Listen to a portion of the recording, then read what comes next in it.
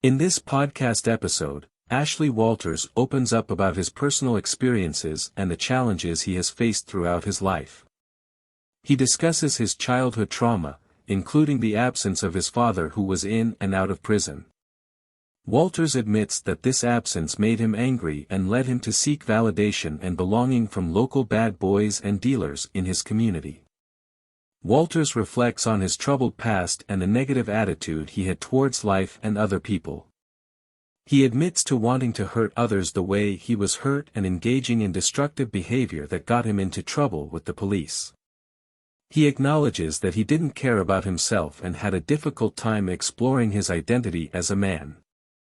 Despite his troubled upbringing, Walters found success in his career as an actor and musician.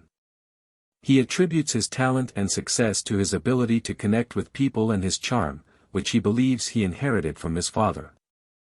He also acknowledges the support he received from his family and the black community, which helped him navigate the industry and maintain relationships.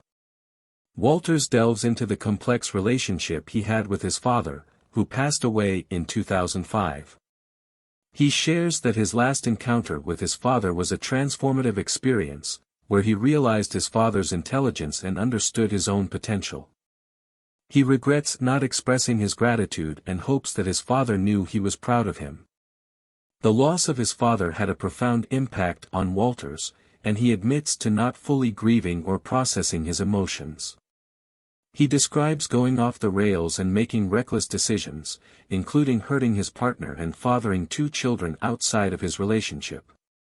Walters acknowledges the mistakes he made during this period and the consequences he still faces. Walters discusses the challenges of being in the entertainment industry and the instability he experienced for many years. He shares that he faced financial struggles and constant rejection, but his determination and resilience kept him going. He admits that he struggles with hearing the word no, but uses it as motivation to prove people wrong. Despite the challenges, Walters remains humble and focused on helping others. He believes in giving back and maintaining genuine connections with people. He acknowledges the importance of treating others well and being accessible, which has contributed to his success and support from his fan base.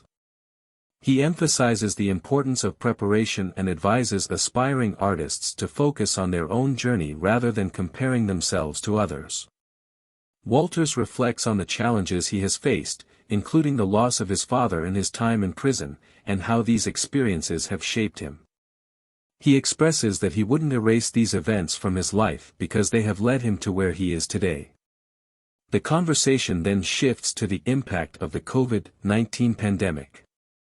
Walters admits that the initial weeks of lockdown were tough for him, as he struggled with not being able to work and being confined at home. He discusses the strain it put on his relationship with his wife and the realization that he wasn't ready for 24/7 family time. He shares his experience of feeling depressed and the importance of seeking support from loved ones during difficult times. The discussion delves into the topic of communication and emotional expression. Walters acknowledges that he has struggled with these aspects due to his upbringing and the lack of affection he experienced. He talks about the importance of learning to communicate and connect with his wife, even though it doesn't come naturally to him. He recognizes the need to work on these skills to maintain a loving and committed relationship. Walters also reflects on his role in Top Boy and how it has changed his life. He recalls his initial hesitation to take on the role due to being typecast as a bad boy in previous roles.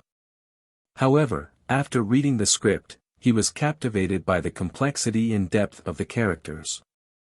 He discusses the impact of the show on culture and how it has shifted perceptions and opened doors for black actors and stories.